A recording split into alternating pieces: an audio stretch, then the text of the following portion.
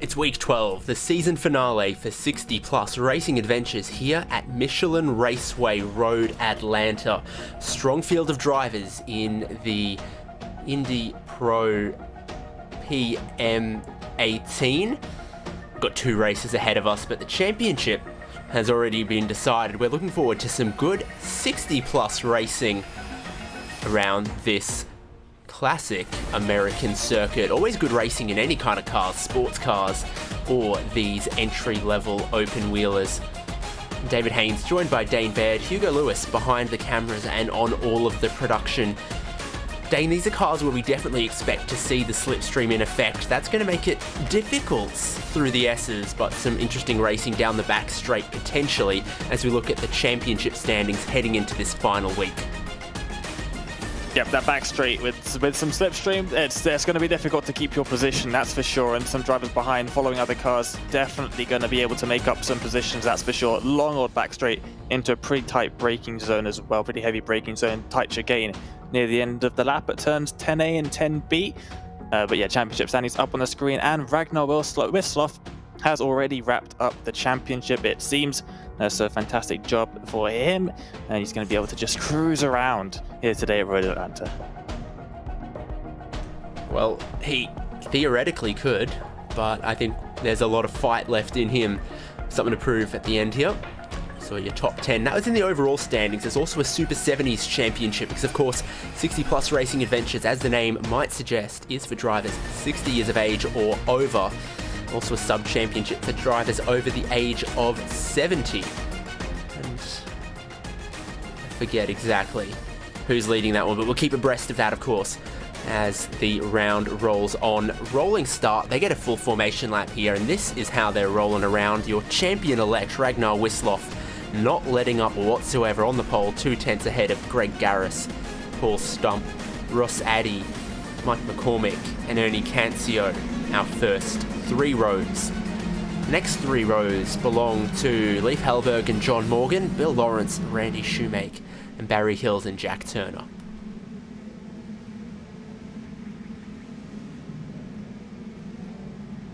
Joel Martin and James Frugia on the next row there, 13th and 14th. Gene Moore, Stefan Roeskin, Eric Block, Bruce Poole, all the way through to row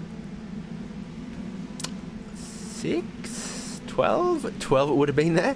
Pierre Dione, Marcellus Peroning, Chuck Raymond, Donald Poole, Bob Cohen, and Bob Kern. It keeps going with Steve O'Malley, Jerry Kerr, Douglas Beasley, Bruce Granheim, Michael Bailey, Gerhardus Jorrison, and Rudolph Dombrowski, Eugene Clark, Peter Holstrom, J.C. Hay, Leroy Coppage, Mike Grande. Some drivers towards this part of the field without qualifying times, and it's all wrapped up by Franz Brink, Robert Love, and Richard Varley. 39 drivers for the first of 2 races, which will be 24 laps of Michelin Raceway Road, Atlanta. The pace lap now bringing them around the far end of the circuit and along this back straight. Plenty of Class A and Class C motorhomes in the camping there.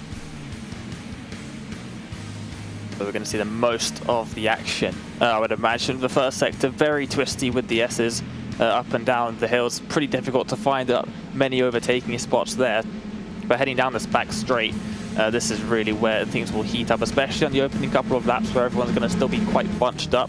We'll see some big trains moving down here over the crest down in towards the big dip at turn 10A, where we're going to get going. The pace car's going to pull off to the right-hand side in just a moment after the chicane, and we can get going for the first of what are sure to be 2 action-packed races. Yep, Ragnar Wisloff sticking close to the pace car. 2 columns follow behind him. Pace car pulls in, and I don't think he'll keep them waiting too long as they come down the hill through the fast sweeping corner. He's got us underway to kick things off. Green flag waves, and Ragnar Wisloff is already well and truly away, but it's behind him in 2nd, 3rd, 4th, where everything is oh so close. Cold tyres as they sweep through turn number 1.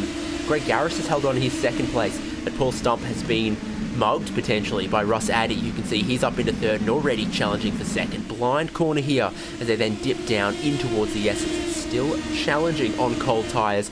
There's been a spill or 2 in the background, as they're single file at this point. Stefan Rostion, I think that might have been there, locking them up all four and getting it straightened out, but he's still all out of shape. Yeah, a couple of cars in the background having a few issues. Somehow they managed to avoid contact for the most part, which is very surprising, but also very good as well, because in that section of the circuit, very tight, very twisty, a couple of blind apexes there as well. So if something does happen, it does have the tendency to go huge very, very quickly, as we see the leaders now making their way down into turn A and 10A and 10B. For the first time, we're going to see a move being made for second place. Army, a bit of a spin as well, going straight back onto the apex too. And it's Russ Addy's going to lose a couple of places, dropping down to 6th as well. No speed through the final couple of corners either, means probably going to drop down into 7th as well. No, Hellberg backs out. Well, it's cold track temperatures, but you could see right there, rears locking, car sliding through that really important section. Good job to catch the car, not lose out completely, but Ragnar Wisloff now gets away from with the lead. We'll stump up in a second, and Greg Garris in third. At this point, they sweep their way through the S's, and obviously a fixed setup, equal for everyone, but a challenge early on in this race. Can the drivers settle into the rhythm, and will we in fact see the rears maybe continue to drop away from the drivers then later on in the race? Wisloff clear of the slipstream, but it's obvious everyone behind from second in a bit of a train and in lockstep at the moment, as they're going to find themselves going down the back straight again. We see any moves made, just maybe one, a couple cars back. Oh, there's a little bit of contact there. Is that from lap 1? I think it would have been. That's on the replay, yeah. 3. James Ferrugia running up the back of Stefan Rostion, and they might have given Rostion a bit of damage potentially there, actually, because it was for the next couple of corners that you saw him really struggling with the rear traction. Now it's Russ Addy, who we saw similar problems, though maybe not with any damage. He's still being hounded here by Cancio and Hellberg. It's going to see only Cancio look down the inside for turn number 1. They get oh so close, and it sees Addy a little wide across the grass, and that is going to cost him yet more time. Watch the rejoin. He finds a nice little spot there to just pop back into, but he has found himself quite under attack and exploring the scenery around Road Atlanta. Possibly with a slowdown as well, dropped right back there just as they entered the S's, but no one overtook, so maybe not so much, maybe just trying to cool down the tyres a bit, because a bit of a sideways action there, rejoining the circuit as well, definitely wouldn't have helped the tyres get their temperatures down. As we make our way now on board with Randy Shoemake back down the long straight, and you can just see how long it is and how much they're going to close the gaps up by the time they make it towards that braking zone. There's a downhill braking zone which would extend it slightly, and it also makes it a little bit more sketchy on those rear brakes, which is exactly what we saw on that first lap with Addy.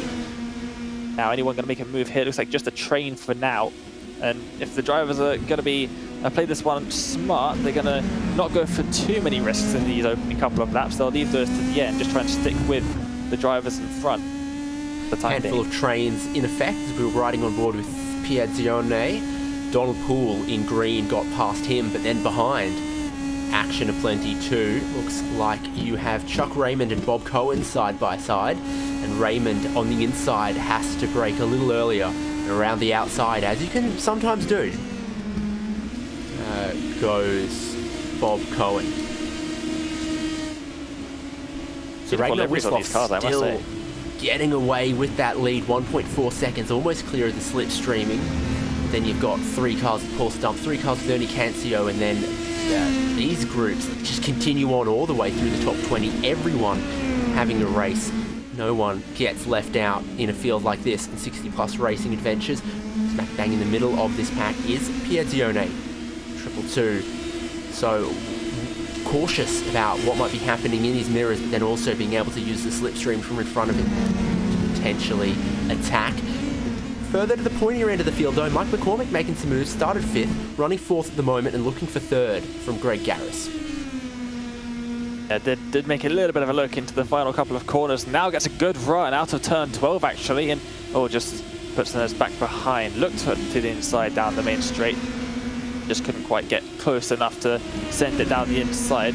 Takes the probably smarter option of waiting behind just for the time being. Sticking close behind a car through the S's, definitely doable. And then once you're back onto the back straight, that's when you can really get the more simple overtakes done. I mean, trying to overtake into turn 1, really fast corner, narrows up on exit, not the easiest thing in the world to do, but much easier as the overtake down towards turn 10. Embattled Russ Addy trying to strike back here, looking around the outside of Bill Lawrence at the far end of the circuit. It's not going to happen. Typically do want to be at the apex there, the little bit of camber, but there is a problem. There is a lot of damage. It's Paul Stump and it's Greg Garris, and both of them an incredible amount of damage on their Indy Pro 2000 PM18s. So for Greg Garris, Paul Stump was already sideways there on the exit. I'm going to guess Paul Stump might have gotten it across the curbing on the exit. Exactly, he has. And then you just can never quite pick where the spinning car is going to go. Stump, very good to stand on the brakes and hard and early. But I feel like Garris was probably expecting him to keep spinning, aim for where he thought he wasn't going to be, but that's where he remained. Yeah, just a really unfortunate situation there with how the car was moving. It came off of the grass and onto the circuit from the left, swooping over to the right, and then just stayed exactly where it was. Definitely expecting the car to sort of roll over to the right-hand side of the track, but a good job by to make sure that you stamp on the brakes. Definitely the best option to do, as we see some side-by-side here into turn 3, and very nearly some contact. As I say, Bob Cohen gets a little bit loose over the curb there. Good news for Greg Garris and Paul Stump, though, is 2 races, and their result in race number 1 does not affect them whatsoever for race number 2. It's a brand new qualifying session and then a brand new race. Championship-wise, you take the points from whichever is your best race of race 1 and 2. Now, a lot of the Drivers' Championship already settled at this point, but we know from previous rounds, previous interviews, how much stock these drivers put in the Teams Championship and making sure they get a good result for the drivers that they find themselves paired with. There's plenty of drivers whose focus is still firmly in race number 1, though, as you look at them 2 wide, 2 deep, heading down the braking zone here. And Gene Moore had the inside line and was very confident on the brakes in the resplendent purple machine, and he gets himself to the front of this group for the moment. Jack Turner behind him. And then Pierre Zione, never been shy in these battles, and always plenty going on around him from what we've seen so far. We're talking about the slipstream, how massive the slipstream effect is in these cars. Just heading down in towards turn number 1, one of the shorter straight sections of the circuit, and yeah, already quite a lot of ground gained by the car just behind. As we're riding on board, looking backwards there, and then that is massively multiplied heading down the longer back straight towards turn 10. So you can just see how much time that the cars can make up in those straight sections already. The 55 from Turner right on the back, and has to actually take avoiding action almost into the braking zone so as to not smash into the back of Moore there, and almost side by side gets a slowdown. Maybe, yes, it is a slowdown, it looks like. Not aware of quite how you can get a slowdown there, but I think he was just out wide, didn't get the power down well, and you can see them 3 wide here. Oh, very touch and go there. Bob Cohen was the driver in the middle who maybe had to back out of it, still looking to try to grab some spots away from Chuck Raymond and Eric Block in front of him. And all this allows Gene Moore to maybe just start to scamper away if he can. Really weird one there. I'm not too sure why he got back so much. Maybe it was a slowdown from earlier on in the circuit, as we have a replay now. Oh, it's McCormick. Pretty good save.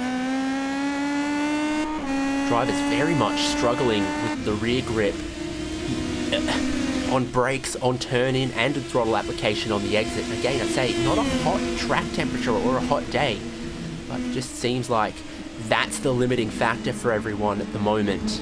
You saw how it was a problem for Mike McCormick in his battle for a top 5. Gene Moore has lost out 2 spots since we last saw him as well. Pierre Zione and Chuck Raymond now in front of him in this grouping. And you can see from the timing column left-hand side of your screen, Ragnar Wisloff checking out, but there's a group of 5 or 6 behind him.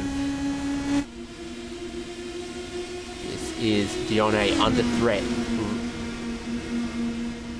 Raymond looking for the inside at turn 10. sensible. Well, I thought he braked a lot earlier, but it just didn't seem like it was enough. He's going to lose out to Gene Moore, and he's not the first driver to have skated across the grass at the chicane. Certainly not. Probably a bit lucky to get away, looks like, without a slowdown penalty at least. Skating across the grass, as you say. Good job to keep it under control and actually get it back going again without going all the way across the circuit on the other side and back onto the grass on the outside, because that can take forever to get back onto the circuit. Oh, was there contact or not? I'm not too sure, but Moore has really lost a bunch of places here with a bit of a trip into the grass, veering off to the left side of the circuit at turn 3. I'm not too sure what happened there, but it looked like a very odd incident. Oh, he's caught a little bit of the grass, a little bit of the curb, been unsighted on the entry, and becomes a lawn mower in that case. There's one driver inside of your top 20 who's not having a battle right now, and that is your leader, Ragnar Wisloff. Everyone from second place on down in these slipstream packs, in these groupings and in these trains. And that includes, as you see these drivers, as you see the spot move there between Donald Poole, plus 12 spots in this race so far from 22nd on the grid, now into the top 10. He's having a good day, and he moves past Joel Martin. Looking for anyone else who's a bigger mover than Donald Poole at the moment, and the answer is I don't think I can find anyone. So he's having a very strong day from qualifying right in the middle of the fields of 39 to move forward into the top 10. Got Cancio, Hellberg, John Morgan battling over second, and Russ Addy has caught this group, so he has very strong race pace here despite what looked like a couple of forced and unforced errors early on. Found his rhythm potentially for the moment. Second gear onto the straight as he has ample slipstream to pick and choose. Huge train now heading down in towards turn 10, but we're certainly going to see some moves being made as McCormick that looked like he was going to the inside of the 177. That's Morgan just in towards turn 2 and turn 10, sorry, makes that move nicely. Can he get a good exit is the bigger question, because it can get a massive run if you get a poor exit. The driver behind can get a huge run heading through turns 11 and 12, but McCormick does a good job there and up into 4th place after that. Just a half lock-up spin over the grass on the exit of turn 10 last time, and Morgan's going to lose another position there as Addy sends one up the inside into turn 1. Well, going around the outside of turn 1 is what cost Russ Addy time and places earlier on. This time he gets down the inside and quite decisively. Maybe more of a risky move than some other places that you can overtake around here, but he's made that one work, and Russ Addy now back up into 5th, looking forward at Mike McCormick, Leif Hellberg and Ernie Cancio. The lead gap for your race leader continues to expand as we approach the halfway point of the race. I'm going to replay here, and Leroy Coppage battling wheel to wheel into 3. Well, it doesn't work out for him, and he ends up in a rather compromising position. Might have even had some damage from that, given that when we picked up the replay, he was running second to last. It's a battle amongst the podium positions, and not the first driver, not the last we're going to see going too hot into turn 10. Cancio now under a lot of pressure and a lot of attack from Hellberg. Might be a slowdown back there from McCormick as he drops to the back of the train. All of this gives Russ Addy good momentum to really pick and choose where he wants to go. Second and third, side by side into 1. And it's around the outside that wins this time. Ernie Cancio successfully defending his position. No momentum from Hellberg. Russ Addy, he sees opportunity and he picks it. I think Hellberg got a little bit loose there on the inside of turn 1 there. Yeah, got a bit loose, lost all of the forward momentum completely. Russ Addy just had a relatively simple decision of just going back to the outside at turn 1. Probably a little bit more difficult considering what happened earlier there, but this is a spin, and wow, somehow no one has managed to collect into the back or the side of Robert Love as he goes around at turn 7. That was a case of follow my typical advice of, if there's a spinning car, point it where it is, because by the time you get there, it won't be there anymore. That's what caused us a bit of trouble earlier with Paul Stump and Greg Garris. But in that case, everyone appeared to have navigated through the smoke without too much damage. Russ Addy, an unstoppable force right now, looking for second place. Very close and a lot of pressure on Ernie Cancio. And is this going to be his trademark? A move down the inside in turn 1. He's going to look. He's going to try. They remain side by side. And Ernie Cancio is being very, very brave lately. He's going to defend that second position. And all, of course, going side by side through a fast corner like that causes a little bit of check-up, a little bit of loss of time for both drivers, and it keeps this group right with them here in the battle for second. It is 6 cars. A massive drain here, right near the front of the field. I say near the front because the front of the field is sort of checked out. We're sort of 7.8 seconds up the road. I said it was going to be a cruise in this round for Ragnar. I didn't actually mean just cruise 8 seconds ahead of everybody in the first 10-13 laps of the race. But yeah, Ragnar, you do you. So you're just going to let everyone else battle behind you, waste even more time. No chance that anyone else sort of has the pace to catch up that much time in the rest of this race. Turn wow, huge 10, move. Russ Addy. Oh, and there's contact behind Cancio. And looks like Mike McCormick. And there's more because it's unsighted there. Oh. Pit entrance blocked, causing yet more havoc too. As Ernie Cancio heads that way, many cars involved. It all starts here. Good move from Russ Addy round the outside. Then Cancio lights them up offline, collects Mike McCormick. Oh, no, doesn't collect Mike McCormick. Someone else. McCormick is then wheels tangled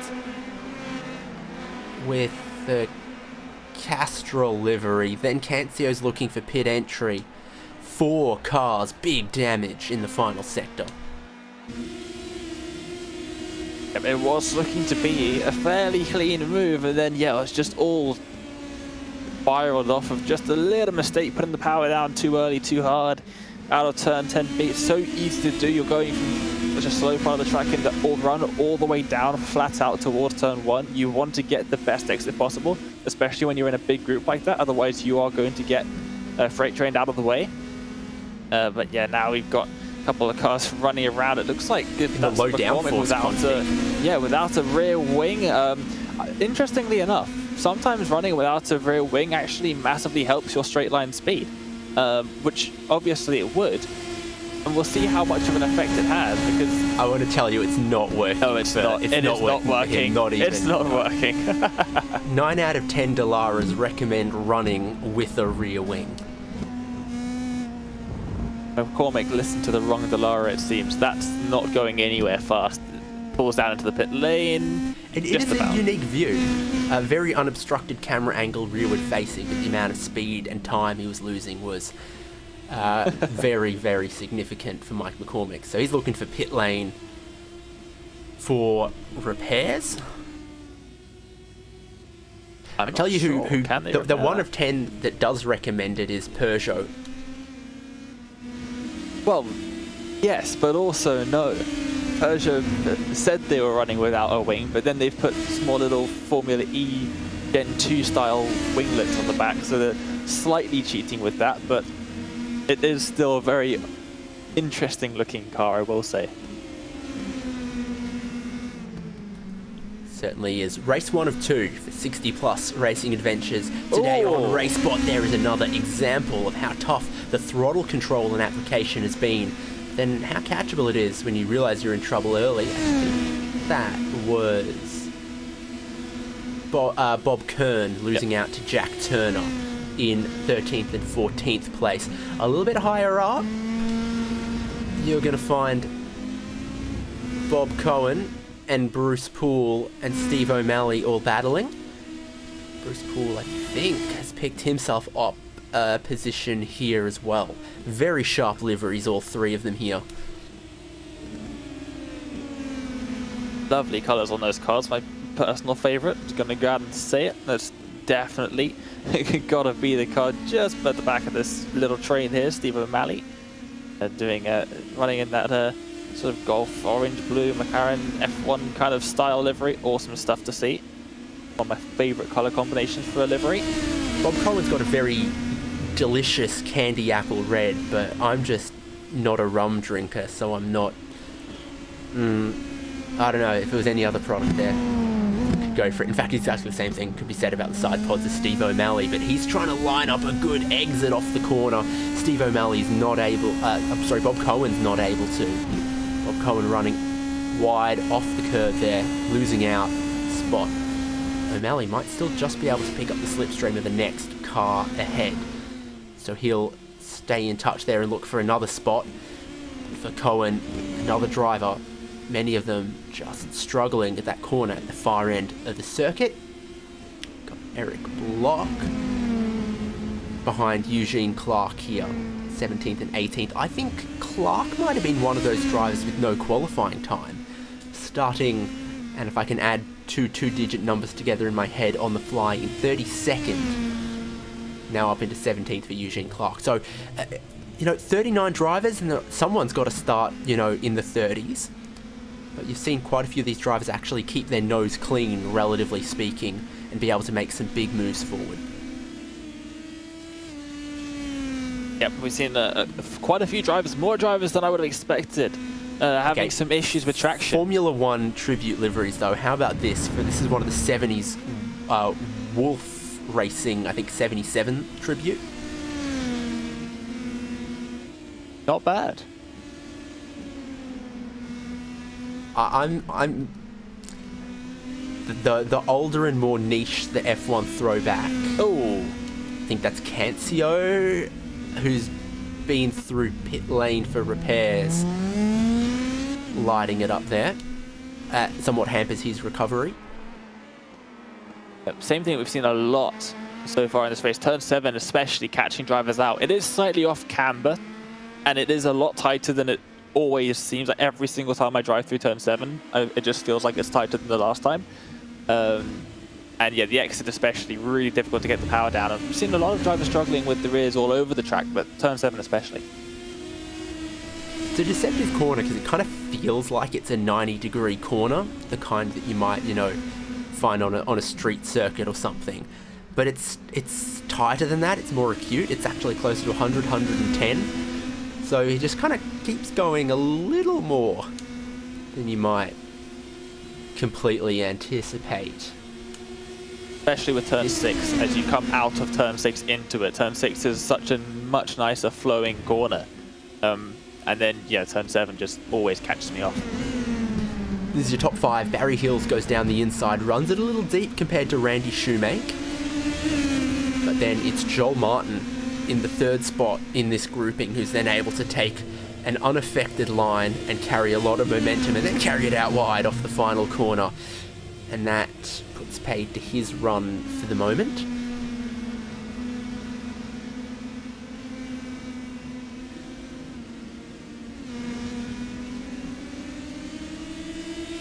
Bob Cohen's found the wall, exit of turn 10. And that is, well, at least he's on the pavement of part of the, club and drift course there. But I think damage is pretty significant that he's decided to park that thing, and he's done it all by himself too. That's why they put tyres right there on that bridge abutment. Yep, that is, it certainly is. Yeah, just some very similar things happened earlier as well. Some risk analysis engineer has seen that and gone, yep, told you.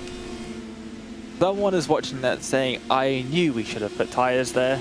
I told everyone we should have put tyres there. They all told me I was crazy, but look, I proved right.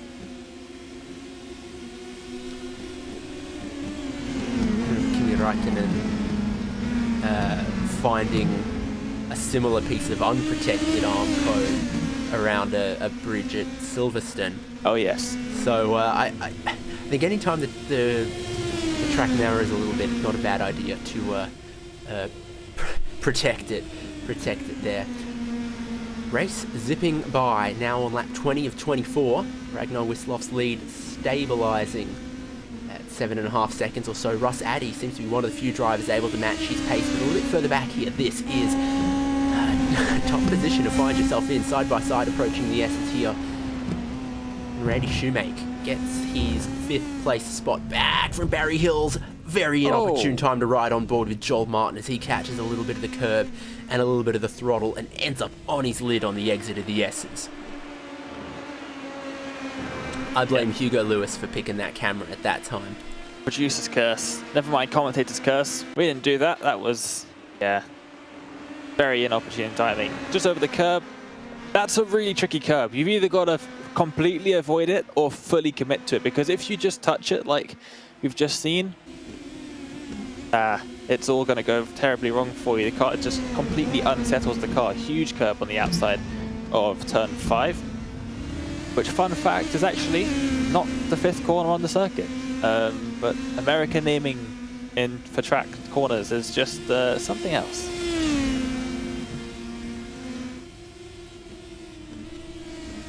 Yeah. His biggest mover at this point in time, if we're cursing people, Don Poole up in 4th at the moment. Started back half of the field. That qualifying clearly not representative for him. Just a 2-lap qualifying run. I think the drivers really struggle to be consistent with such a short allowed number of laps, given the tyre warm-up, no tyre heaters for these cars really. So the drivers who have good race pace over these long runs can be quite different to who's able to lay down a competitive time on cold tyres in a short session.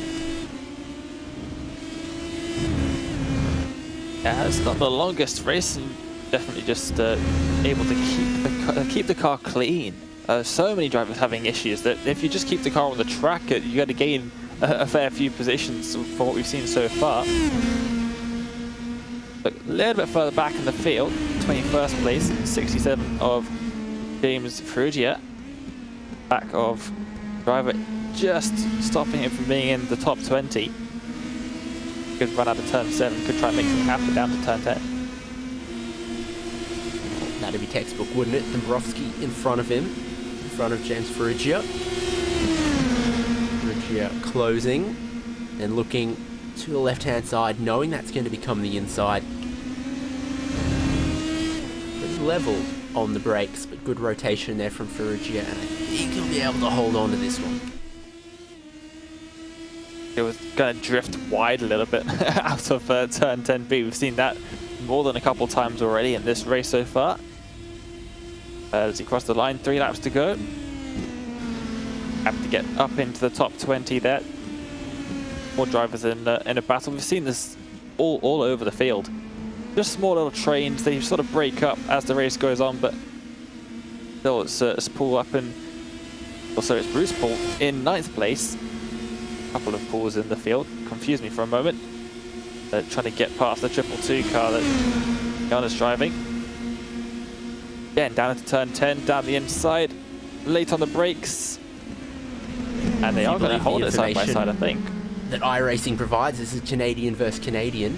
And Bruce Poole gets the better there of Dione. Is now going to be under pressure from Steve O'Malley in your favourite livery. It's been a problem there for Bob Kern underneath the bridge in the final sector. What exactly has happened to him? Tale as old as time. What he does is he catches a little bit of the grass just on the far side of the curb, and it's enough to pitch him sideways under load, under throttle, but no harm done, and he's right back into it here behind Michael Bailey, who runs it deep at 3. And this, it's a dangerous place to stick your nose to the right-hand side there on the exit. Yep, especially with the pretty hefty curbs on the inside of the corners, in the S's especially, but not all of the corners almost here at Road Atlanta. Yeah, if you get squeezed out a little bit, you hit one of those curbs, it's not going to be pretty. It's going to end in a disaster. Race leader Ragnar Wisloff starting the final lap of the race, so one more tour for him in what's been a masterclass so far, not just here at Road Atlanta, but in this championship. Already champion-elect. He's qualified pole for race number 1. He's led every single lap so far, and he's got a comfortable little margin in hand. Is he weaving already a little bit? Calm that down, son. He's 10 seconds clear of Russ Addy.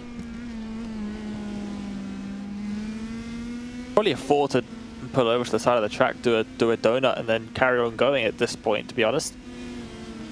Yep, definitely weaving already. Definitely weaving already. You could celebrate with donuts, but you could also celebrate with meatballs or anything else. I had meatballs at my most recent trip to IKEA, just because I had to, but he's got his final sector. Of course you have. It'll be flat out for him. Throttle pinned in a car like this through the final sector to find the checkered flag after 24 laps of Road Atlanta, and Ragnar Wisloff shows in dominating fashion why he is the champion this season in 60 plus racing adventures. One hand on the trophy already, he doesn't let up, but there are drivers still racing here on the final lap. Top 6 looking relatively single file now, but Bruce Poole needs to still defend from Piazione and Steve O'Malley. That's this group right here, and Dione not close enough to attack. O'Malley looking to cut back underneath, looking to get a great run off the final traction zone. I don't think in the short run from the bridge down the hill and sweeping towards the checkered flag that anything will change in that group.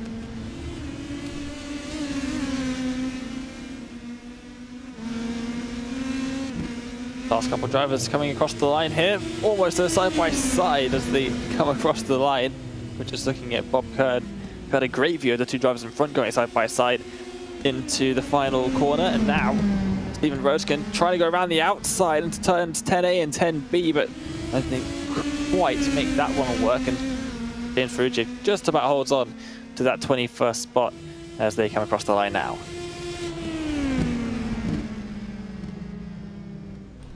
That's everyone now seeing the checkered flag after 24 laps of Road Atlanta. Let's look at the results. And Ragnar Wisloff clearly head and shoulders above. Pole to the win. Perfect form in race number 1. Podium then completed by Russ Addy and Bill Lawrence. For Russ Addy, what an up and down race for him. Dropping out of the top 10 early, he fought his way back to second. Ahead of Bill Lawrence, and it's Donald Poole, Randy Schumacher, Barry Hills, Chuck Raymond, Bruce Poole, Piazione, and the top 10 completed by Steve O'Malley. Donald Poole definitely was one of the biggest movers today in race number 1. Carries on with Jack Turner, Gerhardus Jorrison, Michael Bailey, Bob Kern, Eugene Clark, Ernie Cancio, Gene Moore, Douglas Beasley, Eric Block, Rudolf Dombrowski as the top half of the field, and James Ferruccio and Stefan Rostian. We saw the last cars on the lead lap. Just off the lead lap was Leif Helberg, Peter Hellstrom, Robert Love, Greg Garris, Joel Martin, John Morgan, JC Hay, Bob Cohen, 30th, and then 2 laps down for Bruce Granheim, Richard Varley, 4 for Franz Brink, 8 for Paul Stump, and I would say pretty close to retirements for Jerry Kerr, Mike McCormick, Mike Grandy, Leroy Coppage, and Marcellus Breuning. A couple of our drivers, I think our whole podium, standing by to have a chat with us. So welcome, Ragnar Wisloff, not only race winner, but I have to say congratulations, champion-elect as well. Thank you. Yes, it's been a good season. So before we do anything else, let me thank the organizers of the league for making a very good league for us and making it so easy for us just to show up and have so much fun. Much appreciated. And to you guys for commenting well and making it good also for the fans who watch. Is it difficult to change your name? Because I think you might be Ragnar Winslots by the end of this season. Really strong form for you, and everyone else might be just waiting for summer to arrive, and so that you don't race as much. Okay, well, I think they might be in luck already from the next season because spring's coming, the sun's back out, and I'll be out on the water sailing within a few weeks. I'm a little bit jealous, but so we'll have to bring it back to the racing. Saw a lot of drivers struggling with, I think, the rear grip and the balance of the car at this track and with this setup. Is that something that you're still just consistently managing? No, I didn't really feel that. I think this setup is quite good. It has lots and lots of downforce, and it responds very well. So in the tricky corners, like turn 3, the blind right-hander, you can make a little mistake and then still, make the corner well. But it doesn't heat the tires too much. You might, be careful in turn 1. But other than that, it seems to be stuck to the ground. I like this setup. Well, it certainly is working well for you and you're getting the most of it. Once again, I've got to congratulate you as season champion in very strong form. And it seems like there's many other previous seasons champions who're still around that you've been able to surpass. So congratulations on the race win, on the championship, and on your sailing. Thank you very much. It's for me, it's I don't know what season this is, maybe season 7 or 8 for me, but I'm not a natural racer from decades back, so I'm still making great strides in development, both in terms of pace and certainly in racecraft, and a lot of that is thanks to this league, which is full of gentlemen, very helpful. They give advice, they drive very, very respectfully, and that is much appreciated. And I've learned a lot. To be patient, to drive with respect, and to give other people room. So thanks to all of the competitors as well. I'm going to hurry up and turn 60 because whatever advice they're giving is working very, very well for you. Thank you. Thank you. I'm just kidding. I'm not gonna hurry up and turn 60. That's still a little while away for me. But more people turn 60 every single day, and that's clearly evident with the growth of this league. Very strong fields and continuing to grow. 40 drivers today, and we get the pleasure of talking to a couple more, including I think the yo-yo man of race number 1, Russ Addy, started 4th, outside of the top 10, came back to 2nd place. He's with Dane Baird. Russ, welcome to the interview room. And yeah, as David just said, as he introduced you, the yo-yo man of race number 1, it was a bit up and down for you. How would you describe that one? Scary. Yeah, the first lap, just cold tires, too many mistakes, and then I tried not to get down on myself so I could refocus and go after the guys. Had a bit of a sketchy moment in towards turn number 1, going side by side into that corner, just going wide ever so slightly, just getting a couple of tires on the grass, and just took a bit of a trip over there. Where did you fall all the way down to? You lost a couple of places. I think I went down to 8th, if I'm not mistaken, 7th or 8th. It's a very good group of guys that race, so you can trust them, and they're also quick, so you make a tiny little mistake and you can lose 3 or 4 spots in a heartbeat. But making good use of that back straight and all of the slipstream available to you guys in these cars down that straight. Was it easy to overtake in towards turn 10? I think it certainly looked easier than maybe some other circuits. It's definitely one of the better overtaking spots you'd have all season. Well, the draft is pretty strong here, but still, when you're going side by side with someone, you have to trust that they're not going to turn into you, and that either give you a little room and hope for the best. Absolutely, and finishing 2nd in this race, of course. Heading into the 2nd race, would you do anything differently from what you did in the first race? Now that you know a little bit more about how the tires behave on the first couple laps. Yeah, I'll try not to make mistakes the first lap. But other than that, you just got to go with the flow and see what happens. Well, best of luck for that one. We'll be watching very carefully. Congrats on the 2nd place, and yeah, good luck for the next race. Yeah, thank you. And thanks for you guys broadcasting. We really appreciate it. It's our pleasure. And that was Russ Addy in 2nd place for this first race. And I think have a time, David, for a chat with one more of the drivers.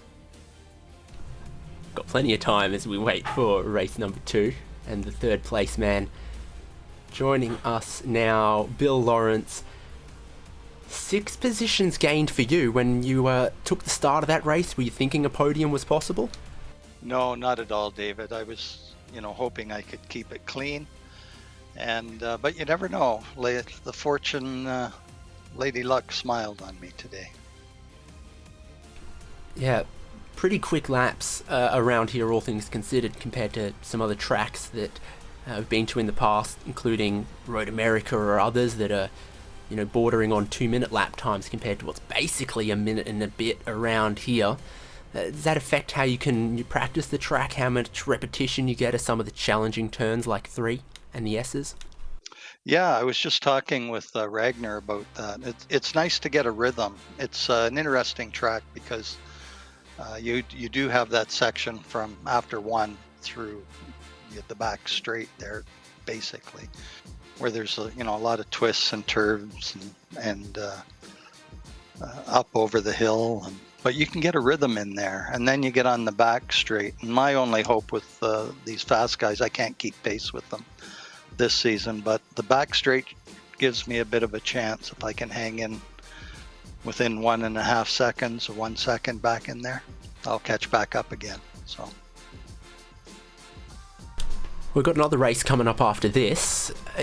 Sometimes you see the participation drop off a little bit. Are you a get a podium and park it kind of guy, or are you looking to see out the end of this championship strong? Oh, no. I'll be there. And, I started this race. I just didn't want to get in the way of the front runners. I mean, Ragnar, I know, was run away, and with the win for the season, he's just outstanding this year. And Russ is also very good. And John Morgan, so many good guys that I couldn't keep pace with, and I just wanted to stay out of the way.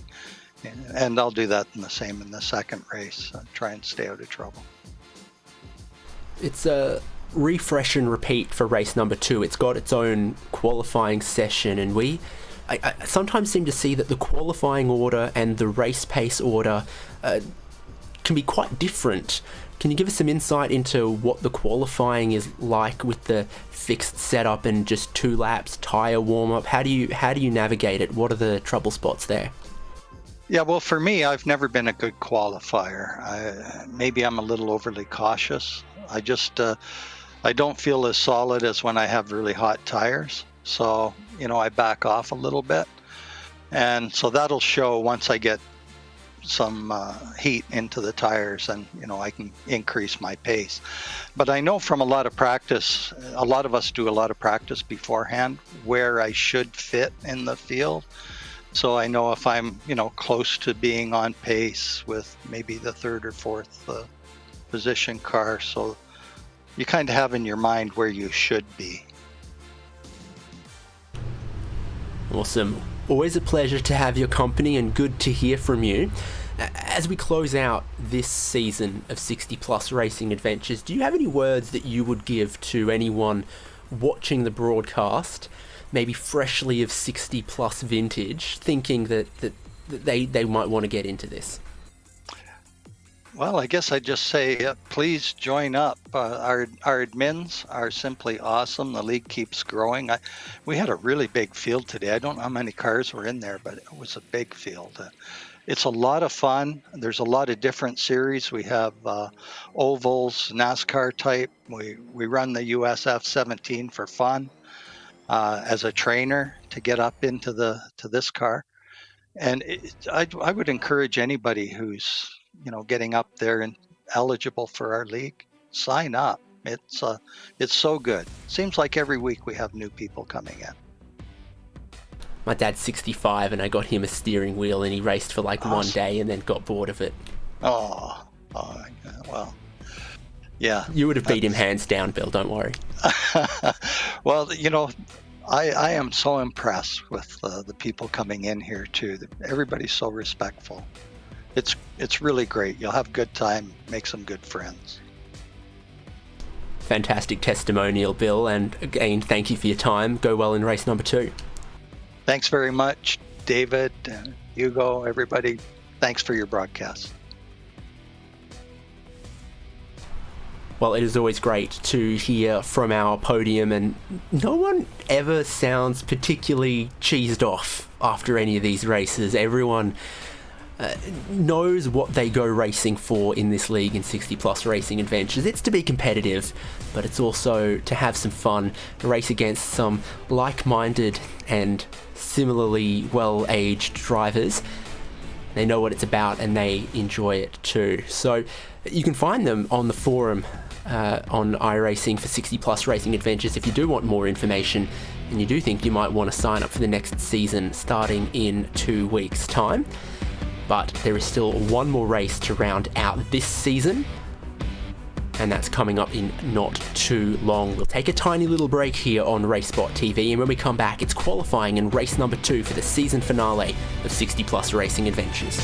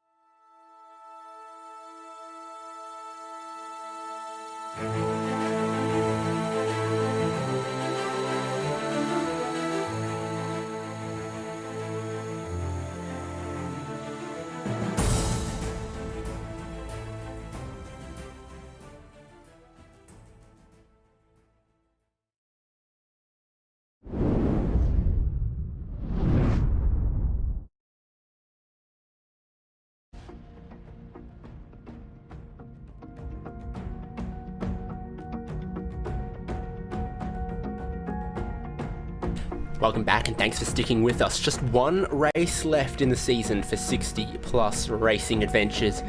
The champion is already crowned. Can he go out in yet more glory?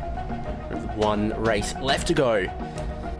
Qualifying, though, is required before we can have that one more race, and that's what we've got right now. Qualifying for race number 2.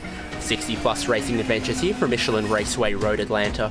Drivers are just starting their first flying laps right now. I'm David Haynes, joined by Dane Baird, of course, and Hugo Lewis with us. Dane, this looks like a first flying lap attempt that we're witnessing right here. Yep, the tyres are still not going to be completely up to temperature. I would probably expect the track to get a little bit faster as they go along. But it's Mike McCormick that we're currently looking at as he makes his way through turn 6 and now into turn 7. This corner proving so difficult for a lot of the drivers, both on the entry and on the exit. The drivers spinning off, running wide, all sorts through there. Rear tyres, definitely something that a lot of the drivers have to look out for in this second race. We saw them, a lot of drivers really struggling, not just in turn 7, but also where Mike is coming up to now, the exit, turn 10B. Heading into the heavy braking zone at turn 10A, and then turn 10B, either getting on the grass on the outside or just simply running all the way wide. A couple of drivers having some issues there as well. So yeah, Mike involved in a fair share of issues in the first race. We'll be hoping for a little bit of a cleaner timeout in race number 2, and does not put down a bad qualifying time. One of the first times that we see go to the timing column, and it remains now at second, just a couple tenths shy of Ernie Cancio. More names, more times trickling in right now as drivers complete their first volley of qualifying laps. Of course, they get just the 2. So out lap, first flying lap you typically consider to be the banker, and then second flying lap all out, tyre warm up, etc. Some of that a little bit challenging. Leroy Coppedge goes to the top as we watch Barry Hills in the 66 still yet to have a first lap time.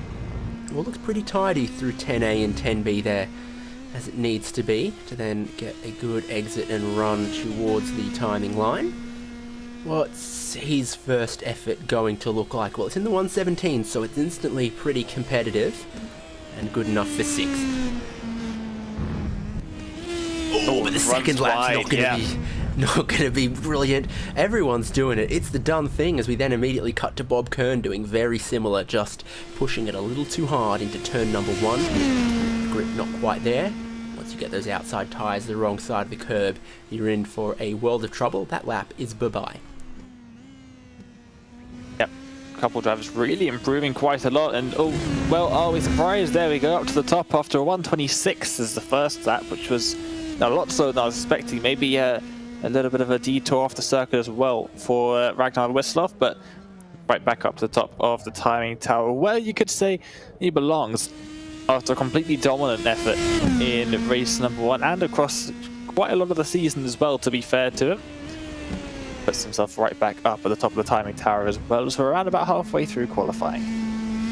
Well, we're around about halfway through the time allocated for qualifying. Yes. You can see many drivers are already through their lap allocation. Stefan Roskin, I don't think an understatement to say the winningest driver in 60 plus racing adventures history, but that winning edge dulled somewhat by the switch from the old Pro Mazda into the most updated, most cutting edge in the Pro 2000. Still no slouch of a driver, but just not a car that quite suits his driving style as much. What's qualifying got in store? No improvement on that one, and remaining 14th. I wonder if this is extended practice here.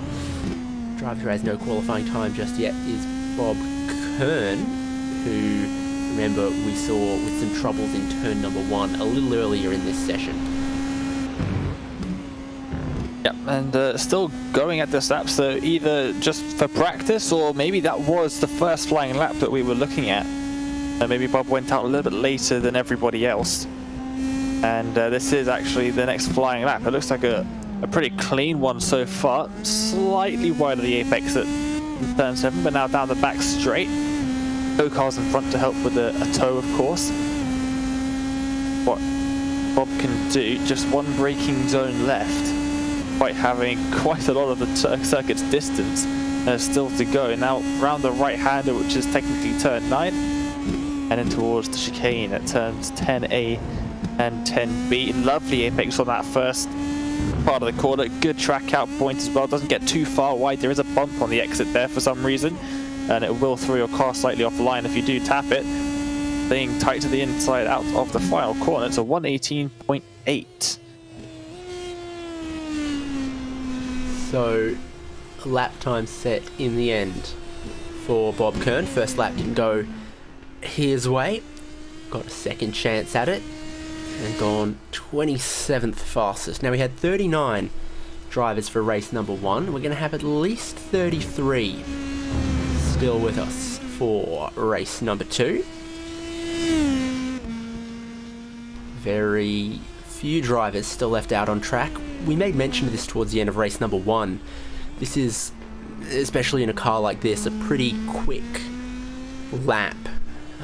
For example, it's 4 kilometers around here, whereas Road America, which is of course next to this track in the dictionary, is about 6.5 kilometers. Bathurst is 6.4.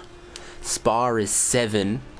So compared to some of the other tracks we could and do race at, this is a relatively quicker lap time. Yeah, and also it's a fast circuit as well. There's not a whole lot of slow corners. Turn 1 is incredibly fast. Turn 2 as well is flat out completely. It's basically just a kink. Turn 3, you're slowing it down a lot, but not as much as you'd think. Looking at it on a track map, it's a 90-degree corner, but you can really send it through there, take a lot of the curb on the inside, and run out nice and wide on the exit as well, because that is then turn 4, which is flat out 2, all the way down through the S's as well. Yeah, loads of quick corners that the driver will go through, and then of course the long back straight making up quite a lot of the circuit's distance. Is this real-time speed of Peter Hallstrom? I get the feeling like it's not, but it'd be funny if it was. Peter Hallstrom in the... No, it is. It's got to be. There's no rev lights. Great. Great work, Peter. Interesting. Last lap time of 3 minutes and 17 seconds. Not quite sure what's going on there, but having a great time it seems.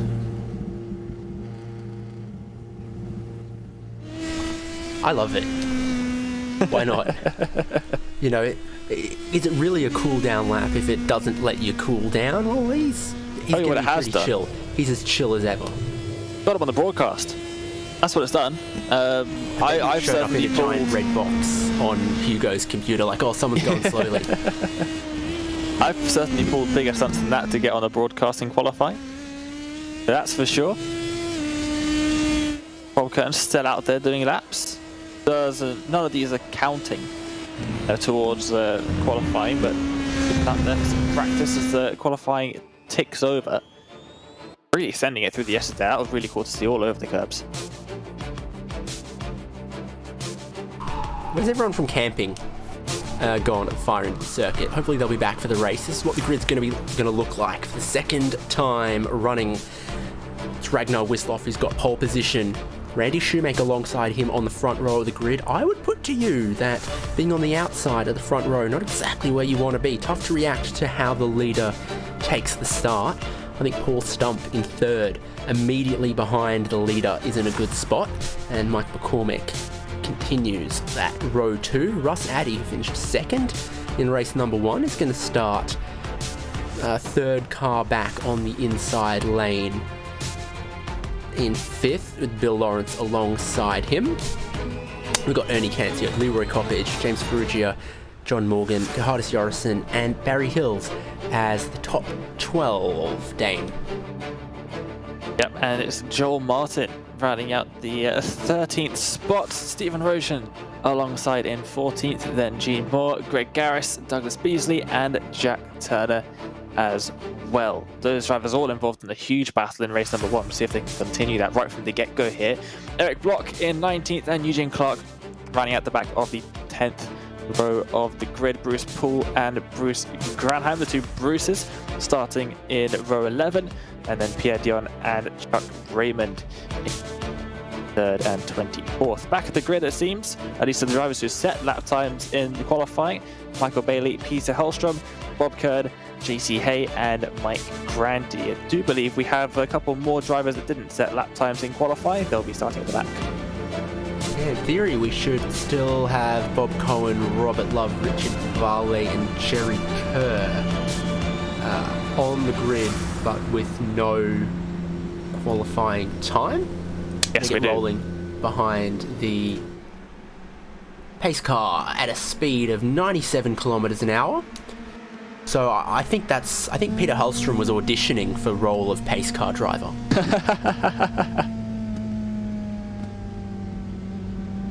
I can't help but notice those belts should probably be done up a little tighter if they're that loose at pace car speeds.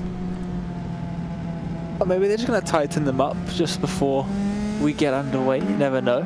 I was noticing instead the little camera on the top of the roll bar. Lovely little details that you can see.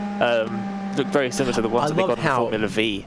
I love how on the Formula V there's like a random selection of differently shaped GoPros and whatever that might be stuck to the roll hoop. In different positions as well. You can have them all over the roll hoop, and I think there's one on the front of the car as well. Yeah, super cool little details that they added there. You can definitely tell. Was it Greg West, I think? Had a little bit of input into that car, just because of all the different tiny little Easter eggs almost that you can have, like changing the color of the display on that car, and the little smoke that comes out when you shift gears, stuff like that. Super cool to see. Well, they are most of the way around the formation lap now. And again, the pole sitter on the front row with control of the field is going to be Ragnar Wisloff. A very familiar position for him. He went relatively early in race number 1. I wouldn't be surprised to see him do the same thing again, and he's not leaving a whole lot of space to the pace car. Too wide, they've all got to snake their way through 10A and 10B, and we're about to see the pace car in. Ragnar Wisloff immediately goes as well, and it does catch Randy Shoemake napping just a little bit. We're heading down cold tyres for lap number 1 of the final race of the season towards turn number 1. No dramas for Wisloff or Randy Shoemake up front. They're still too wide, a little bit further behind, and need to be cautious through fast turn number 1, and then through turn number 2, blind across the crest into 3. That was where the action and the fireworks started, and immediately Pierre Dione is on his roof. One barrel roll, rejoin far side of the circuit. The big checkups caused a little bit more damage behind as well.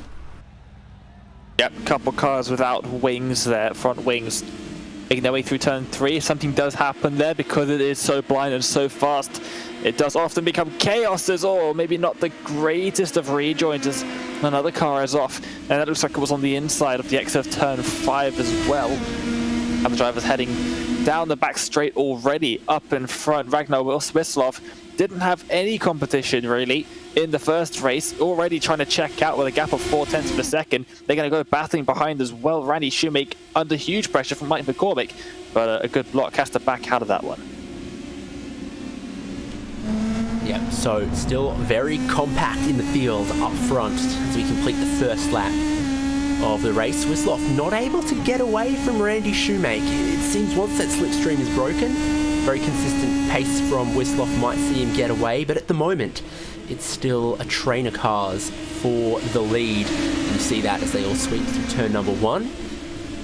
It's Texans on the prowl in 2nd and 3rd, following Ragnar Wisloff in the lead of the race.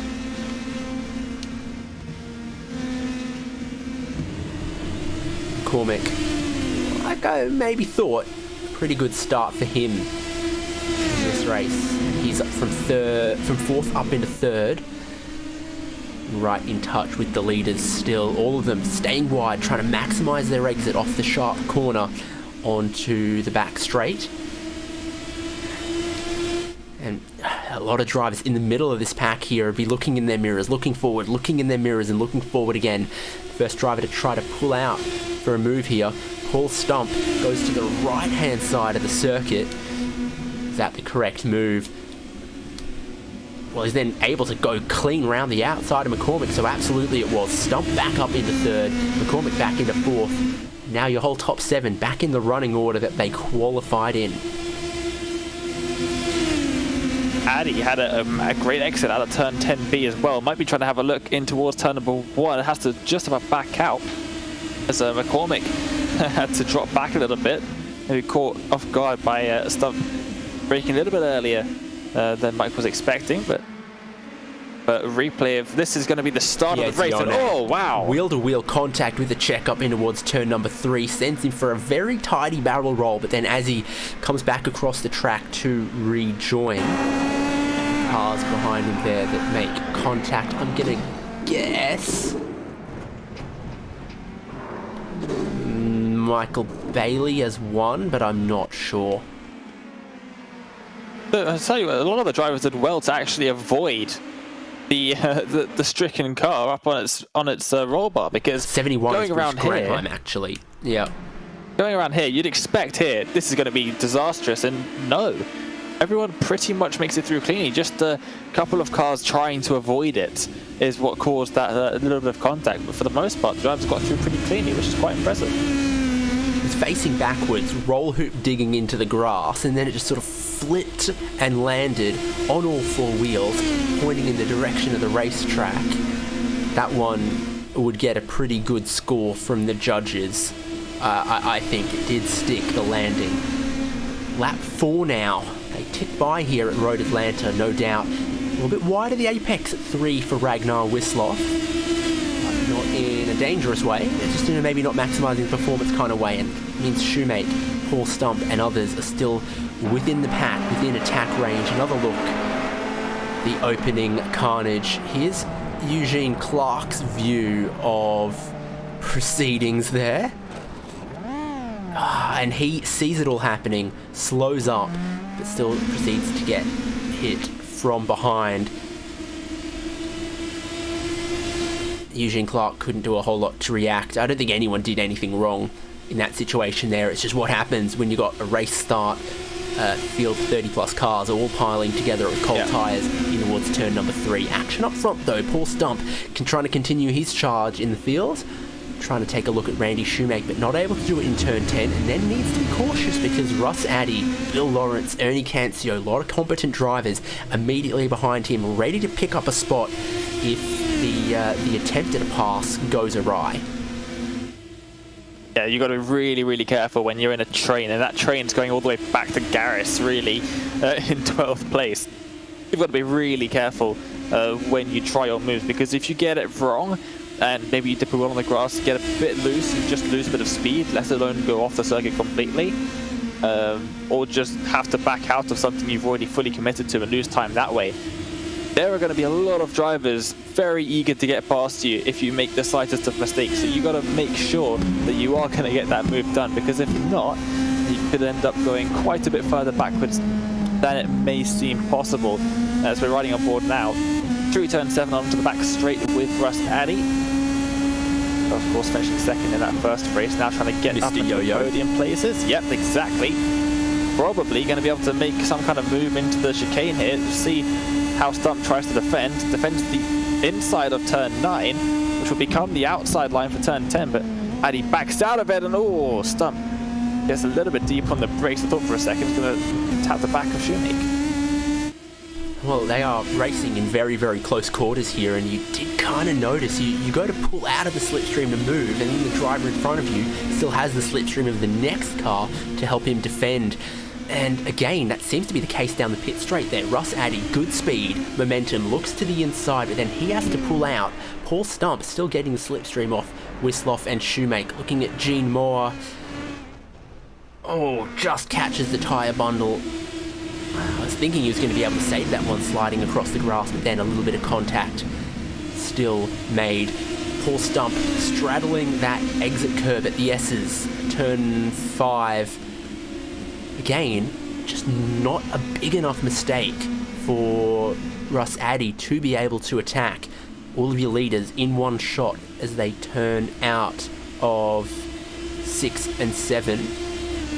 Wisloff, pole man, led every lap in race number 1, has led every lap in race number 2 so far, but it all looks just a little closer, particularly at the front of the field here. Is Shoemake of a mind to attack? He's not. All the battling's happening behind for the minute.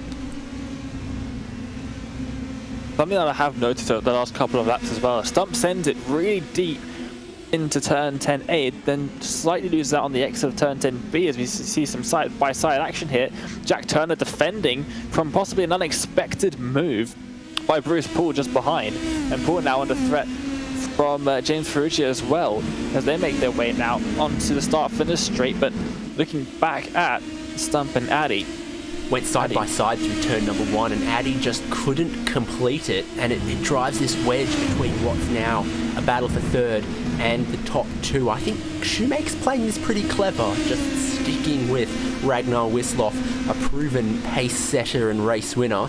This battle for third is starting to cost them a little bit of time. Paul Stump obviously not willing to give anything up, and Russ Addy sniffing this way, sniffing the other, not able to get past. Poor exit from McCormick, tyres in the dirt, and that sees Bill Lawrence look to get around him. Comes the move then, side by side is the closest to Addy's speed so far, and gets it done even before the corner. Nicely done in the braking zone, and checks up a little bit in the middle of the corner, but up into the podium positions nonetheless. Now, unfortunately, after all that battling, 1.5 second gap between Addy and Shoemaker in front. So if Addy wants to get back up into that second place that finished race number 1 in, he's got a bit of work to do. McCormick looking for his spot back down the inside in turn number 1. Wheel to wheel, so close to contact with Bill Lawrence, who also refuses to, Ernie Cancio, who refuses to give it up. And in the end, Cancio does have to yield, pushes him back towards John Morgan and Leroy Coppage. Towards turn 10 at the end of that last lap, heard Paul Stump call it out on the radio, letting Russ Addy go, because he's starting to think about the long game, starting to see Wisloff and Shoemake slip away. Hasn't stopped them battling a bit further back. So right on board with 9th place, Leroy Coppage. He's in the middle of the group here, because I think Hills and Garrison Yorison have gotten a little bit closer, as we saw this battle particularly around McCormick between Bill Lawrence and Ernie Cancio. Stump and it looks like back past as well. Yeah, back up into third. The Addy now playing to that game as well. Just maybe trying to use the draft. Exactly, back and forth again. Well, yeah, it might be Mr. Leapfrog. Looks like the leaders are actually playing a very similar tactic. Just trying to use each other's draft, maybe just to gain time on each lap, but yeah, it looks like Wisloff has got plenty of pace out in front, just pulling Shoemaker along for the ride as well, and Shoemaker will be very happy just to sit back in the draft of Wisloff down the straight. And yeah, they're putting off into the distance a little bit, gaining time over the drivers behind of Stump and Addy every single lap so far. Lawrence actually on the back of the little train here as well. At play here, because Russ Addy, we know, very strong second place in race number 1. He takes that to the bank for himself and for the team's championship, as we see Mike McCormick again struggling with the drive off the slow corners and maybe losing out some spots, whereas Paul Stump, crashed out of race number 1, would be looking to just bag a result of any kind here. In race number 2, as we see the yo-yo leapfrog again potentially. Bill Lawrence in very close contact with them here, is going to get down the inside then and try to take one away as he goes wheel to wheel with Paul Stump through the final corner. Problem for Greg Garris in the gravel. Oh, in the background. Problem for Ernie Cancio in the grass. Saved it. Did a good job. Probably just lifted off slightly. Gets all over the grass. The wall's quite close on the outside as well. That's what happened to Greg Garris. Going side by side didn't quite pay off through 10, and then Tony Cancio getting just a little bit of help to the grass there from Mike McCormick. No real or lasting harm done there. So it's all getting a bit punchy approaching the midway point of race number 2. They were all pretty single file for the first couple of laps, but then battle has erupted. Bob Cohen, I see in the middle of this group here. Remember, one of the drivers who didn't have a qualifying time. So where did he start? Plumb 30th. Or where is he now? 14th in the middle of a pretty good scrap. Here's Bill Lawrence. He got stump a lap ago. Now he gets Russ Addy up into 3rd. I said, thanks for talking to us after he got a podium in race number 1. And he didn't seem optimistic about his chances of another podium, but damn it, he's fighting for it. I can't have been too rude to him. Yep, and it looks like, well, there goes Addy straight back past, but a switchback, and yeah, it's never really going to be a great overtaking opportunity into turn number 3. As we saw on lap 1, that can go very badly very quickly, especially if you're the car trying to go around the outside. These things very tight out of turn 3, so definitely don't want to be trying to stick the nose up there too often. But yeah, these two having a good old scrap. Unfortunately, what happens when you're having a scrap? Lose time to the people around you. And yeah, it's now a 3-second gap between these 3 cars here and the 2 in front of Wislov and Shoemake. Shoemake still just sitting in the draft of Wislov, gaining time all down the back straight, but losing slightly in the first sector. Wislov not looking like too much under pressure as we're near the halfway race distance. Randy Shoemake has himself a business class ticket on the Ragnar Express. And they are leaving everyone else for dust at the moment. I've hardly seen Shoemake outside of about half a second from the rear wing of Wislov all race so far. So it's going well for him, this don't battle, just get towed around strategy. Might we see Shoemake go for glory deeper in the race? Who knows, but this strategy that's worked so well for him so far, I'd stick with it till lap 22 or so if I was in his particular boots. So then the battling happens behind our top 2. Addy's holding on to that 3rd place for the moment. Everyone not holding back punches in this group.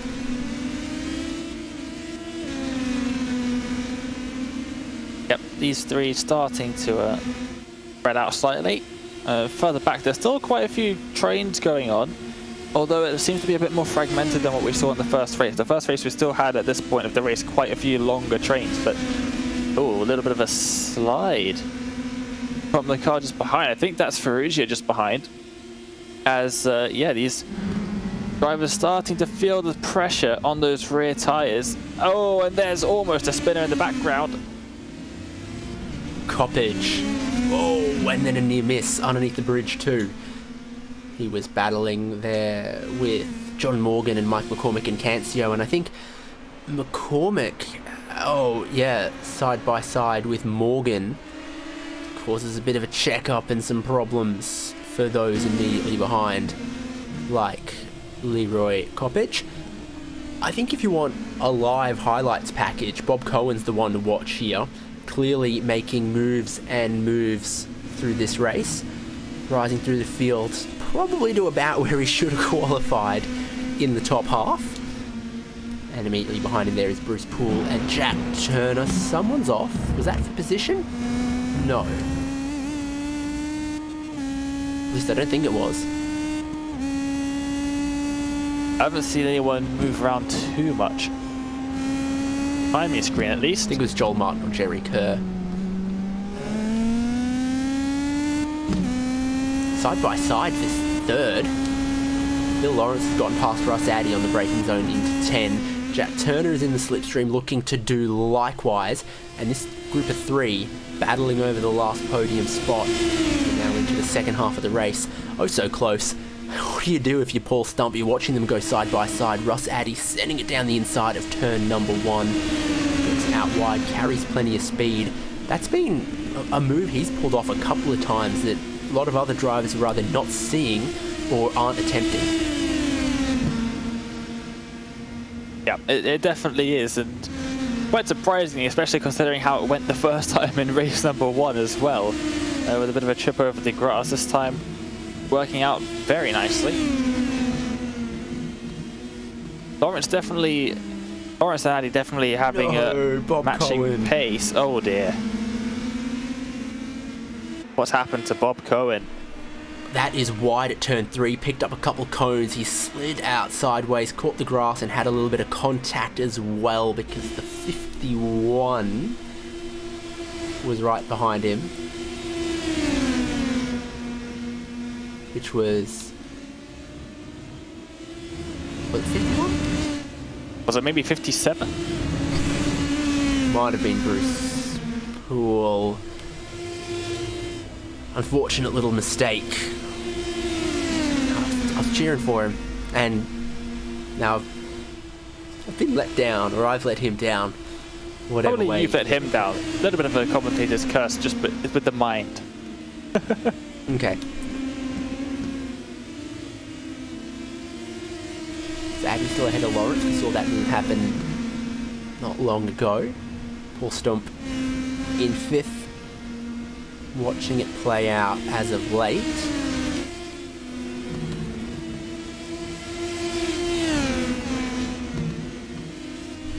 Ooh.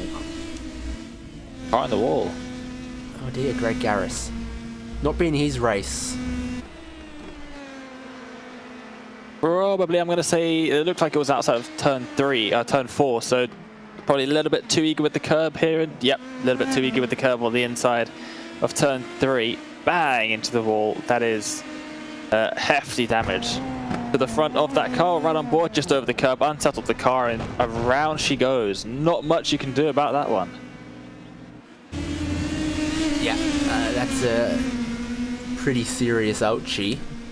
And you do see some of the quicker drivers taking a lot of that curb. I feel like maybe they're especially in a low slung single seater like this, so turning in, straightening the wheel a little bit so that the curb unsettles less. You saw Russ Addy take plenty of it there. There's no easy way to launch across that curb and not be at least a little bit unsettled. Jack Turner, Chuck Raymond, 14th and 15th.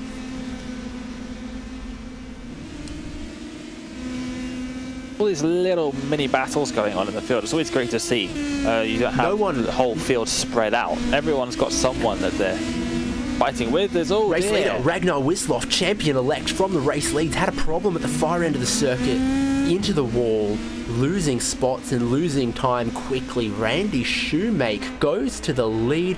What has happened for your 60-plus champion? Just a lapse of concentration, lapse of grip, and the rear lets go. No contact, nothing untoward there. A simple mistake. Here's the view from Randy Shoemake's position as he goes, okay, well, I'll take the lead now. Can't believe what he's seeing, yeah. Might have spent 16 laps praying for that one. Yeah, exactly. It's interesting though, because we were talking to Ragnar in the after the first race, and he said he wasn't finding it too difficult to keep the tyres in that window where they weren't going to spin up on the exits of those corners. That maybe Shoemake putting him under some slight pressure, even if it was just mentally. Put down the throttle a little bit too hard. That car got loose quite early through the corner. It wasn't right on the exit. It's sort of almost mid-corner. The car started to get loose. The off-camber nature of it. Ragnar impression. No, I think you were fine that this setup is very safe, very drivable. Did he curse himself? Does it count as a commentator's curse if you just roar it out to the driver? I don't know, but it elevates this battle and increases the stakes. This is now the battle for second place. Russ Addy, if he holds on, equals his race 1 result. Bill Lawrence, if he holds on to 3rd, equals his race 1 result. Paul Stump is sort of in a position, I think, where he's got the most to lose, but also the most to gain. Picking up a good result if he can get forward, but then also if he finishes in 4th, that is a big improvement still over what he had in race 1. So I wonder if Bill Lawrence is the one with the most reason to get aggressive. Bad to worse for Pierre Zayone as well, by the way, because he already has been for one flip. Now he's had a spin. Oh no, no, I know what happens and I don't like it. No! Oh dear. Impressive damage model. Douglas Beasley. Yeah, Douglas Beasley. Rounds the corner and then sees Pierre. Through no fault of his own. Not much you can do about that one. That is all I would say about that. Douglas has every right to feel a little bit hard done by after that. Are they bump drafting? Are they bump drafting down the back straight here? I mean, I've seen bump drafting in sports cars, which I never thought I would see. I've seen bump drafting in LMP2 cars. I've never seen bump drafting in a Formula car. That sounds ridiculously sketchy, but at the same time, they are closing down the gap to Shoemaker in front. 5 laps to go or so, 5-6 laps. 1.3 seconds is the gap. That's catchable. Yeah, it is, and it goes to show what a great strategy Randy Shoemaker had of just following Ragnar Wisloff, because now he's all on his lonesome. He's not able to match the pace and keep the gap to these behind. Addy, fresh motivation to try to catch Shoemaker, is all out going for it, it would seem. Driver with a great view of it is Paul Stump.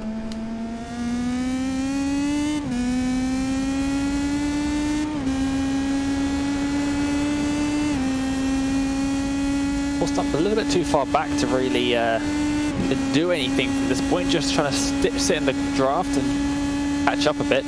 Down the back straight, how's that for some slipstream effects? Addy's caught up 3/10 on Shoemaker almost, just in the back straight itself, and runs a little bit deep as well, maybe a little bit of overspeed, not expecting it. The draft probably is still in effect, just from a 1.2 gap as they made their way into turn 10, but got a bit deep into the corner and lost about 4/10 just from there. So yeah, it's becoming a little bit more tricky for them to try and catch up the gap. The gap is extended by a 1/10 on the last lap, but they definitely do have the tools necessary to try and break that down, especially once it gets to maybe a 0.9, 0.8 second gap. That's almost going to be completely eliminated within a lap or so, just from the draft alone. And then we'll have a massive fight on our hands. So if Addy and Lawrence can put aside their battle for a couple of laps, just focus on selling some ridiculously quick lap times, using the draft, hoping that Shoemaker maybe makes a little mistake, oh, then they might be in for a treat at come the end of the race.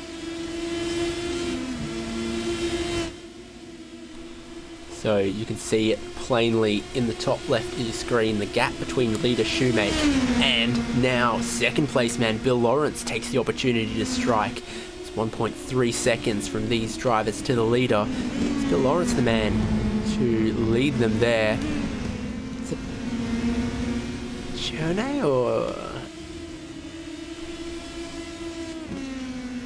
was it Robert Love?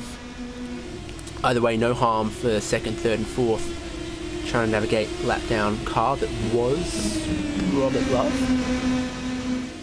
0.3, 1.2. It's these last couple laps, it's just been so equal, trading the lap times between first and second, and you sense that just a couple more tenths to break that down underneath the second is all that this pursuing pack needs. It might just get it this time. Yep, it does look like that, under a second now for the first time that I've seen. As they come towards the back straight, that's without the back straight draft. Shoemaker struggling for grip. Look at the gap, it's completely plummeting now as they make their way onto the back straight. And or actually, maybe it wasn't. Maybe that was just very clever by Shoemaker, getting a fantastic exit. And the gap is back up to just over a second as they're now going side by side, Lawrence and Addy. The smart thing for Lawrence to do is exactly what Lawrence does, pulls back and lets Addy have that position. 0.8 was the gap into the braking zone. 1.5 of a second is the gap out of it. So they are definitely catching. They've caught another 0.3 this lap, and Stump is now right on the back of them as well. And it's just 3 laps to go of pretty short Road Atlanta. Russ Addy's in prime position. Paul Stump missing the apex a little bit there. Again, this is a very flattering camera angle because from the actual driver's eye line, you can almost never see where that curb is until you're already on top of it. Just got to have that rhythm and that knowledge and that understanding. 7/10 Shoemake to Addy, leader to second place. Have caught him quite significantly so far this lap. Addy just looking for clean drive off that corner. That's what he gets, and he can try to follow Randy Shoemake. But he's got Bill Lawrence right in behind him. Do they leapfrog? Do they yo-yo? What's most important is that Russ Addy stays in line with Shoemake to try to catch him. But he does have some concerns about what his dance partners behind might be doing. Yep, it is going to be a very interesting final 2 laps. I don't think that they're going to be able to make it up to Shoemake. We'll have to wait and see on that one, but for now at least, well, definitely not if they're going to try and go side by side through turn number 1, and almost getting into the back of Addy was Lawrence there through the first corner. 2 laps to go. It's getting very, very close here at the end of what is going to be the final race of the season for these guys. I think there was 10 laps still to go that keep working together to catch Shoemake, but now that it's 2 to go, coming towards 1 to go, yeah, the cohesion maybe breaks down a little bit, and it's given just a little bit more breathing room to Randy Shoemake. 1.2 seconds from this pursuing pack. It'd be funny if Addy and Lawrence get second and third again, but there's a lot to still happen even in the short couple of kilometers we got left. Look at McCormick and John Morgan, really not that far behind. Ragnar Wisloff in 7th is the fastest car on track, running out of time to catch and recover too many positions, and that's a defensive line from Addy, and it doesn't help him catch the lead. He's worried about what's happening behind and not about catching the driver in front. He's running out of time for that as they're about to start the final lap. Shoemake leading. And then it looks like Addy Lawrence Stump. That's as they cross the line. 1 car width to the inside. Bill Lawrence wants it. He's going to battle side by side in towards turn number 1. He wants that second place, and he wants it oh so bad. But now Addy's going to have that advantage heading down in towards turn 10 if he can keep the gap small. But Lawrence has pulled up a little bit of a gap through the S's there. I think Addy got onto the curb a bit at turn 4 and lost a little bit of traction, lost a bit of momentum as well, heading down through that section. Final couple of corners that are going to set up Addy for that run down the back straight. This is essentially what's going to decide who finishes in second place, and Lawrence looks like he's got a much better exit. Addy slowing right the way down, final straight. Yep, problem getting the power down for Russ Addy. Leaves just 1 car width to the right, and that's where Paul Stump wants to go. Look at McCormick and Morgan bearing down on them as well. Looks like Shoemake and Bill Lawrence off the hook for the moment. Who'll join them on the podium? Addy down the inside, Stump around the outside. Is there any chance, any hint of a crossover? Look at McCormick get involved, but the checkered flag's waving, and it's waving for Randy Shoemake. He takes the last win of the season. Bill Lawrence and Paul Stump on the podium. McCormick swooping in late to pick up an extra spot. Yep, Addy went from second all the way to 5th on that final lap. Really, potentially could have been challenging for the victory as well. Very unfortunate for the driver of that 111 car as the rest of the field starts to cross the line for the final time this season. A couple of battles still slightly ongoing as they made their way towards the line. But Randy Shoemake taking the victory with a perfect strategy. Just sit behind the lead until the leader spins out and then take the win. Simple. That's how you plan it in the briefing.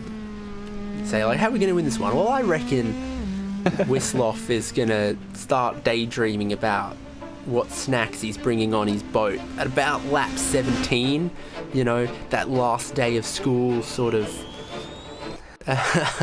thinking. A real shame for Ragnar Wisloff, just a little problem, a little lapse of concentration, tiny little mistake. But, you know, you can't win them all, and he won enough to be the champion. Randy Shoemake takes the last race win from Bill Lawrence on the podium, 2 podiums, and then Paul Stump, after damage and a retirement effectively in race number 1, gets a podium in race number 2. Mike McCormick, Russ Addy, Sean Morgan, Ragnar Wisloff, Barry Hills, Ernie Cancio, and Gahardis Jorison for the top 10 at Road Atlanta. Leroy Coppage, Chuck Raymond, Eric Block, Jack Turner, Bob Kern, Eugene Clark, Bob Cohen, Richard Varley, and Peter Hallstrom, the last driver on the lead lap. Robert Love we saw only falling off the lead lap late on. Same for Joel Martin, Gene Moore. Pierre Zione, wow, what a topsy-turvy race he had. Still finding the checkered flag, albeit 2 laps down. Similar for Jerry Kerr, James Ferrugia, Bruce Granheim, Douglas Beasley, Greg Garris, Bruce Poole, Mike Grandy, and the last of them, Michael Bailey. Not taking the start, I think, or completing any laps. They'll be retiring after lap 2. Stefan Hrostian and JC Hay. Well, that's the end of the season for 60 Plus Racing Adventures. Your champion, Ragnar Wisloff, definitely shaping up as one of the drivers to beat in 60 Plus Racing Adventures. Of course, you can head to the forum if you are a sufficient vintage to join. Very friendly community, lots of information, several other leagues as well that they did make mention of after race number 1, including a stock car oval league and also a GT3 league. Whatever style of racing takes your fancy, if you're 60 years or plus, they've got a community for you. But they've got a couple of drivers standing by after race number 2, and Bill Lawrence, welcome back. Hello again. Double Hi, podium. David. Good way to, finish off the school year. Yeah, I'm happy about this one for sure. See James cheering you on too, so a bit of family connection there. Oh, who was cheering me on? I think you got a son who likes to tune in and cheer you on? I do have a son, but he doesn't tune in normally. What's his name? James? No. Okay. Really. Oh, there we go. Well, I'm cheering you on, and you've got a double podium. Yeah. Really happy about. Nice way to end the season for me. I haven't been very competitive, so it's been good. Mega fight between yourself, Russ Addy, and Paul Stump there, changing positions a lot of times. Powerful slipstream. I mean, that's when it's racecraft and racer brain that has to come to the fore. Well, I think so. As you've commented on and many other times, and we all know from driving experience, when you race one another, you lose time. So it's trying to pick the right spot and trying to work together. And so I think the 3 of us were trying to get a good draft so we could catch the leaders, and rather than race each other. We did a little swapping, but that was the idea. Ragnar Wisloff's pace, almost untouchable again, but a little mistake from him really helped out Randy Shoemake. Yeah, and Randy he ran consistently fast. Very awesome run by Randy there. Really good. I mean, what was left to say after this season? Are we gonna see plenty more Bill Lawrence in 60 Plus Racing Adventures future? Well, hopefully you'll see me somewhere in the field. You may not see me on an interview, but yeah. Hey, you said that like 30 minutes ago, and look where we are again. Yeah, you never know. But I do know that I don't have the pace that I had before, but you never know. Maybe it'll put a little more time in. I talked to Ragnar, and I know Ragnar's spent a lot of time working on his racecraft. So it really shows. Well, if you're going to have a week off, enjoy your week off, and look forward to see you again soon out on track. Thanks very much, and thanks to you guys for your coverage every season. You're so good, and we really appreciate getting a little airtime with you. Thanks. I feel all warm and fuzzy, thanks.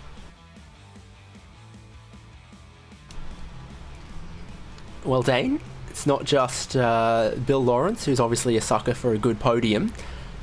We've got race winner Randy Shoemake. The league that believed in me, I appreciate it.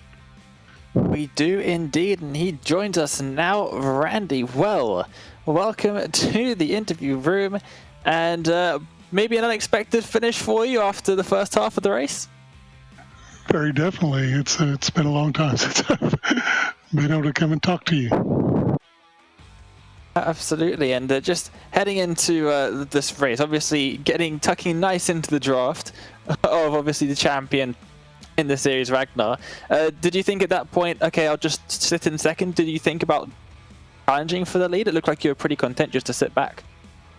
I definitely was. Ragnar is the champion. He's going to drive the best line. If I can follow that and stay close, that's to my advantage. I couldn't. I obviously didn't do that after he had his unfortunate spin. So that was definitely the plan. Where we are, him and Russ and I are teammates in transatlantic racing, and to follow him and to run second to the champion is no disgrace. Yeah, no, absolutely not. And then obviously, like you said, you couldn't do that after a while because he made that error in turn 7. What were your thoughts at that point? Were you worried about the cars behind catching you? Oh, definitely. Those are great drivers that I am usually following that were behind me. We had Ragnar and I had worked together by staying behind him and not us fighting for small bits of the track. We had pulled out a decent lead. Obviously, by him not being there, I'll lose the draft, so they have the advantage. But I have the same opportunity as the first car behind me since he wasn't in the draft. But those gentlemen are faster than me, and I was just fortunate to be in the right place at the right time. And then, obviously, when that mistake was made, were you then worried about falling to a similar fate? We saw in race number 1 all sorts of drivers struggling with the rear tyres after around about halfway through the race, 3/4 of the way through the race. Quite a few drivers lighting up the rears coming out of corners or even locking up the rears going into corners. Did you struggle with the rear tyres at all throughout tonight's event? No, sir, I wasn't worried about that. Maybe it's I'm not fast enough. I'm not quick enough to abuse them. The thing, 2 days ago, I was making great entries into the top of the S's, and right before we stopped our practice session this morning, I kind of lost that feel, and so that was another reason, follow Ragnar. But even he runs a different line than I was comfortable with. But it just seemed like I had lost that comfort this morning, and I knew what I had to do to save the car if I missed my point, but that definitely slowed me down. And I would keep track of, the tenths or seconds that I was ahead and knew they were coming. Well, Randy, thank you so much for joining us. And congratulations on that win for the final race of the season. And we will see you back on track for the next season, I hope. You certainly will, Dane. I appreciate it. Let me thank Russ, Ragnar, my grandee, Jack Turner, my other teammates. I would want to thank my wife. She is so supportive and helpful with this. And to celebrate, my son just got married on Sunday. I want to welcome his new bride in, along with Maverick, LJ, Kira, Lincoln, and baby Bella. And then, of course, my other grandchildren, Drake and Wilson, they're the heart of our lives. So thank you for that. Oh, congratulations as well to your son, and thank you very much for joining us. Thank you, Dane and David, for all you do for us. Thanks, Randy. Well, that just about wraps up everything we got. Great to hear from Randy Shoemake, and I think he's a bit of a race 2 specialist. I'm just seeing he won the second race at Iowa last week as well. So, yeah, some things just get better with time. That could be the motto for 60 Plus Racing Adventures. Well done to our race winners tonight, Randy Shoemake and Ragnar Wisloff, and congratulations, of course, go to Ragnar Wisloff on his championship. I also got to congratulate John Morgan on the Super 70s Championship. And he also got some pretty good results today at Michelin Raceway Road Atlanta 2. There will, I am sure, be another season of 60 Plus Racing Adventures not far around the corner for next season. So if you do want to sign up, find them on the forums in the League and Hosted section. Lots of posts, it gets bumped very often, it's normally right up the top and hard to miss. Thank you for joining us on RaceSpotTV for this coverage. It's been David Haynes, it's been Dane Baird with me, it's been Hugo Lewis producing. Hope you enjoyed it. Love this championship. Really awesome drivers, great community they've got. And to boot, they also have some pretty close racing. We saw that on show here for the season finale. Forward to having a company on RaceSpotTV in the future. But that's been all from Road Atlanta.